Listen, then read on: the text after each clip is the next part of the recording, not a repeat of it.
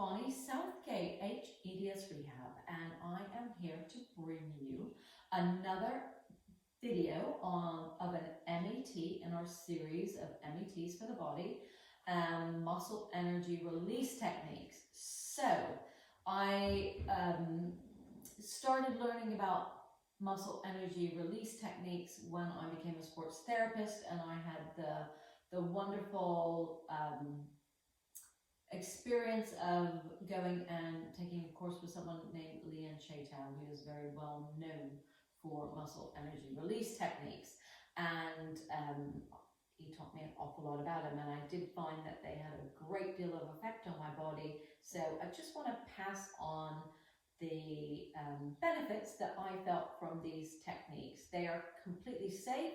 If they don't do anything, don't worry about it. So it's really about bringing neurological information, proprioception and function into a muscle that might not be working as optimally as it could be. If that muscle is not the muscle in question that's not functioning well, it won't do anything. So it won't hurt you to have a go, it just won't have an effect. So if you find that it's not making a change, just move on, don't keep doing it. It's not going to miraculously start to work if you do 10 of them. So usually the change is made in the first 3, so I tend not to do more than 3, and I like to integrate these in between my exercises as almost a preparation for my body. So the one that I'm going to give you today works. So rather than talking about a muscle group, we're going to talk about a movement. Because there's a lot of different things at play here that could be involved. So if you lie on your back, and I might just face diagonally so you can see, with your knees bent, if you take one leg across the top of the other so that the foot goes all the way across and you let that knee open, you may find, so if you look at me, I've got a great deal of range on that side. And if I change to the other leg, my range is not quite as good. And this is one of the things, I used to have quite a really big difference, and that really affected my pelvis. So I started to do these, and it really helped out a lot of my issues. So you're going to take that knee and that foot across. Don't have your foot there, because if you use your foot, you're only going to be involving your ankle bones. You've got to take the foot across. So I'm on my lower leg. And the other thing I want you to watch out, if you're really tight on one side, is in order to get that knee down, you don't move your pelvis. So we want you to think that your pelvis stays straight. And I'm going to put one hand, I quite like to use the opposite to my knee. And that's quite good for working opposites anyway. So I place my hand on the inside, not the top or the other side, the inside of my knee. And I am just giving myself a barrier. I'm going to push my knee into my hand super lightly. It's 10% effort for about 3 to 5 seconds. And then I'm going to let that leg go. And you can see it's gone away from my hand. I've got more range in there already. So that's worked really well for that leg. And I'm going to change hands because I can't reach it now.